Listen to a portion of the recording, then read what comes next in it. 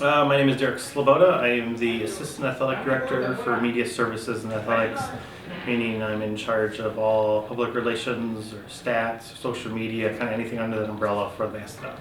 This will be my 7th season. We kind of call it a season here in athletics. So seventh academic year at Purdue for when I started in 2016. So I started the August before the home Indiana men's basketball victory, to put it in perspective. So I was here for about 2 years before the switch actually happened, and even before it happened, you knew it was coming. The university was going through that process.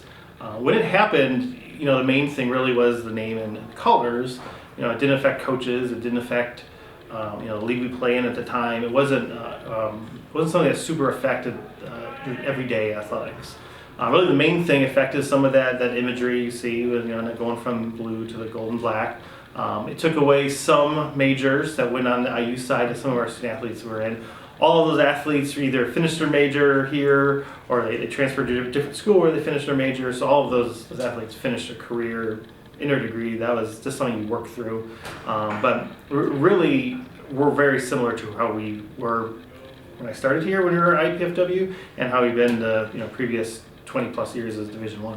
Purdue 4-1 kept Mastodons because IU 4-1 doesn't have athletics. Okay. And so it was, where is that athletic history going to go? It was going to stick on Purdue 4-1 side because that's where the membership in the NCAA was going to go with Purdue 4-1. And IU 4-1 still doesn't have athletics, so there was no place for it to go on that side. And mainly, I would say the main way it affects is external, just how the university and athletic department is referred to. We still spend a couple times each week, sending an email, sending a text, or reminding people we're not IPFW anymore. We're Purdue Fort Wayne.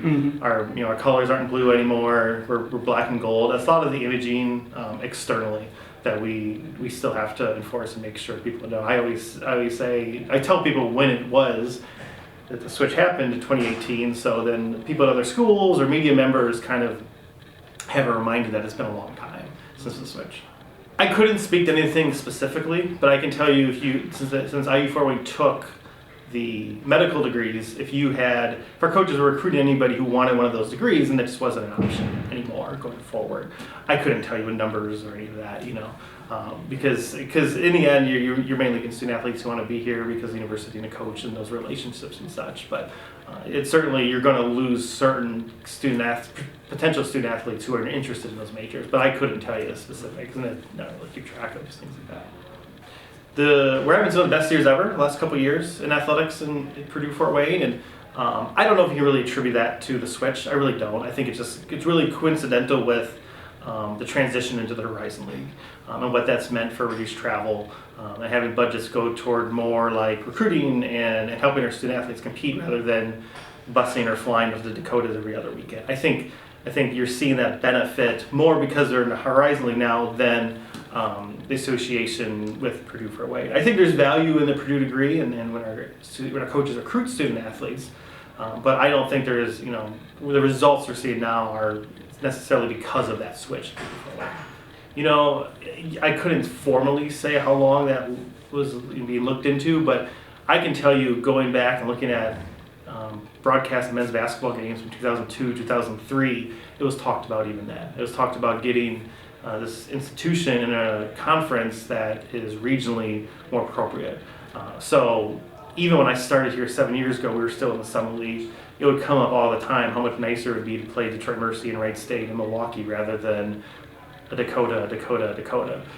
So I think that goal of getting into the Horizon League or any more regional conference has always been there.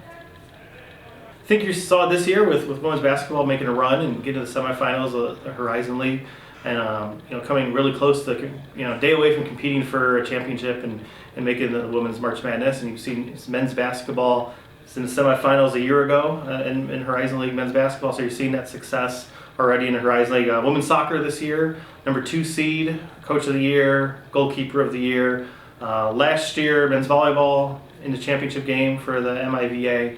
So you're seeing teams, especially over the last couple of years, being competing for championships, and where we're talking about winning a league championship is a goal you can set in day one of practice.